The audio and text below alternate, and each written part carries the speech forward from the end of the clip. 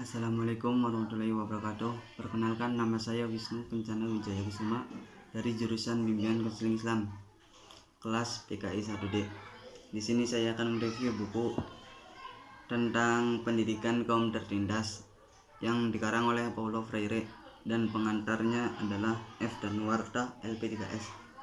Paulo Freire ini lahir pada 19 September 1921 di Recife, sebuah kota pelabuhan di Brazil yang terletak pada bagian timur laut negara tersebut. Wilayah Recife dapat dikatakan sebagai wilayah yang terbelakang atau terpencil dan identik dengan kemiskinannya. Sejak kecil, Paulo Freire sudah terbiasa hidup dan bersosialisasi bersama kaum-kaum tertindas.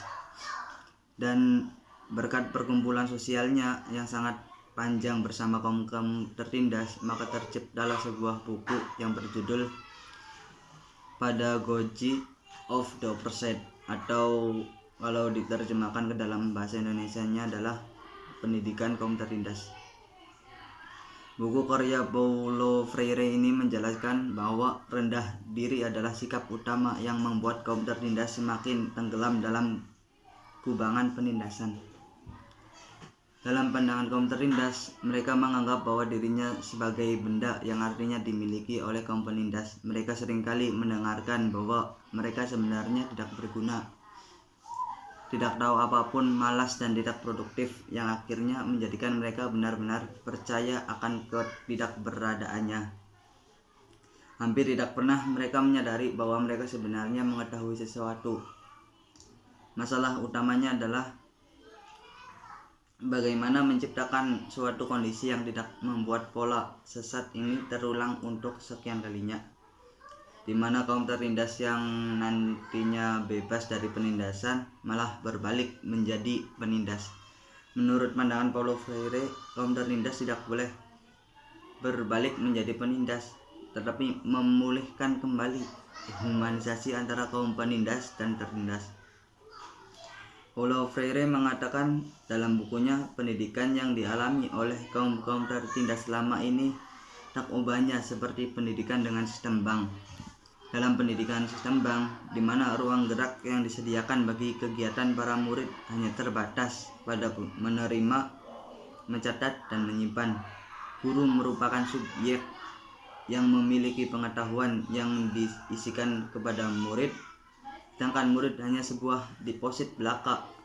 Sangat jelas sekali pendidikan seperti ini tak ubahnya adalah suatu penindasan.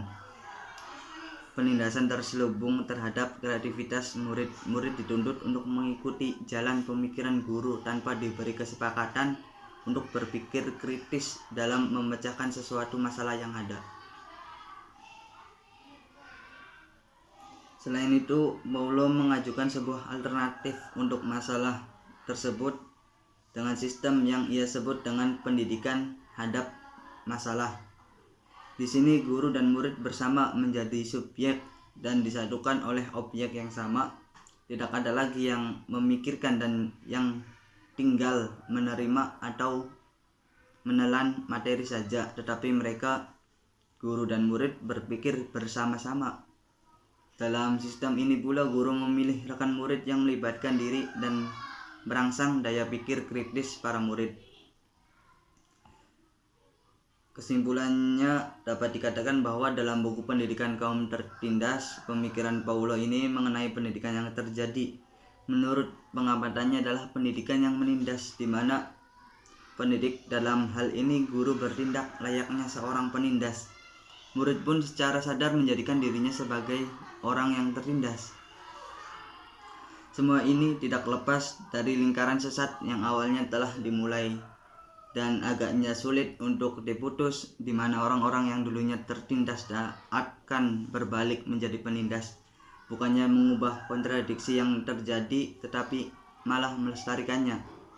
Pendidikan dengan konsep bank agaknya benar-benar sebuah realita yang terjadi dalam wajah pendidikan dunia, di mana murid dijadikannya sebagai bejana untuk wadah penyimpanannya. Guru di sini bertindak sebagai penabung dan murid merupakan celengannya. Semakin penuh celengan, maka guru akan semakin senang. Bukan itu intisari dari sebuah pendidikan. Guru seakan tahu segala hal, dan murid layaknya kerbau yang dicocok hidungnya, yang dengan patuh mengikuti instruksi guru yang terkesan menindas. Hubungan guru dan murid harusnya adalah interaksi pembelajaran, bukan sekedar penyampaian bahas ajar.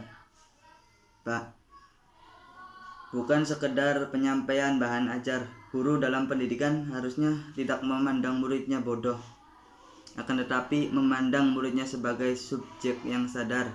Dengan begitu, guru dapat mendorong tumbuhnya rasa ingin tahu pada murid, yang akan berakibat pada iklim belajar yang kondusif serta efektif untuk murid dalam mengembangkan pikirannya. Guru belajar dari murid dan murid belajar dari guru. Guru dan murid secara berdampingan bersama. Itulah pendidikan ala Paulo Freire. Jadi cukup sekian yang bisa saya review dari buku karangan Paulo Freire ini. Kurang lebihnya mohon maaf. Wassalamualaikum warahmatullahi wabarakatuh.